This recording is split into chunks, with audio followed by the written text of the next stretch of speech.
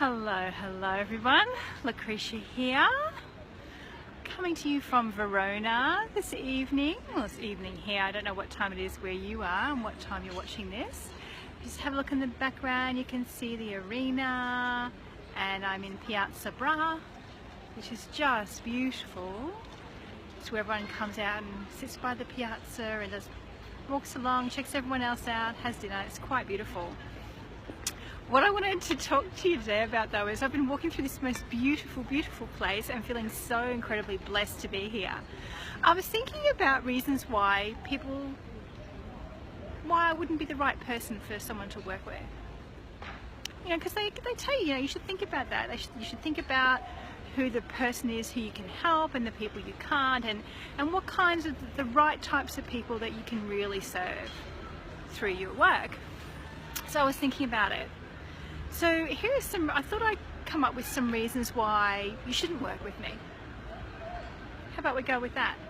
So, reason number one, you should not work with me because if you do work with me, you will start to reconnect to yourself and what's important to you instead of running around making everyone else happy all the time. That's the first reason why you shouldn't work with me. Yeah, because I'm really big on that. I'm really big on helping my clients connect back into what's important for them. It's actually not about me. I'm just walking beside them, kind of shining the light up ahead on the path and saying, hey, have you looked at this? Have you looked at that? And helping them to also reconnect into themselves. That's what I do, but you know, if you don't want to do that, you shouldn't work with me.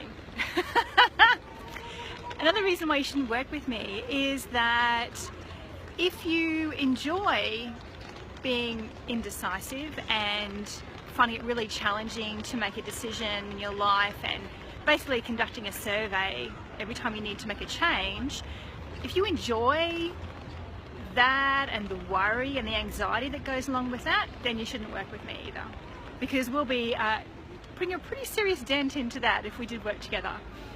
And can I just share with you that for the first probably 3 decades of my life, I was the queen of indecision. Oh my God, you have no idea. I used to conduct almost like a Morgan Gallup poll or a survey anytime I needed to make a decision because I did not trust myself at all. Oh my God, I just didn't trust myself. I thought everyone else had better judgment than me, were better decision makers than me, were far more sensible than me. And you know what, regarding the sensibility thing, maybe some of them were more sensible than me, but their sensible decisions were never going to make me happy. They were never going to make me happy. So if you enjoy kind of sitting in that space, and I got to tell you, I certainly did not. I did not enjoy being indecisive. I did not enjoy not trusting myself. I did not enjoy the worry and the anxiety that went along with even when I finally would make a decision after weighing everything up in my head for interminable periods. You know what I'm talking about, right? Don't you? Yeah, I can see you nodding through the screen. You know exactly what I'm talking about, where you make those lists of the pros and the cons and you're logically weighing everything up and you're being very rational. You're completely ignoring any other message you might be getting from the universe or any kind of inner voice within you that's kind of pointing the way ahead. Because she's doing it all up here, right? And then there's the anxiety, and even once you've made a decision, have you made the right one? You're still questioning yourself. I have so been there. I didn't enjoy it, so I took some steps to kind of break that pattern, which is how I then help other women to break that pattern now. But hey, look, if you enjoy living like that, then you go right ahead, honey, okay? And yes, look, I am being pretty tongue-in-cheek because I honestly don't think anyone enjoys living like that. I don't think we do, but it's just a pattern, and that brings me to the third reason why you shouldn't work with me. A reason why you shouldn't work with me is that we all have patterns in our lives, and we repeat them in our personal, in our professional, with our family, with our relationships, with our neighbours, with the shopkeeper, our friends, on and on and on. We have these patterns, and often these patterns aren't for our highest good. They don't serve us, they're not in our best interests, but we keep repeating them. It might be that we keep having our boundaries breached, and we don't understand why this keeps happening. We don't realise that we're actually an active player in creating this situation for ourselves. But it's only when you start to look really take a good, strong look at your life and actually start to identify where those patterns are, that you can make some changes. And I am really good at that.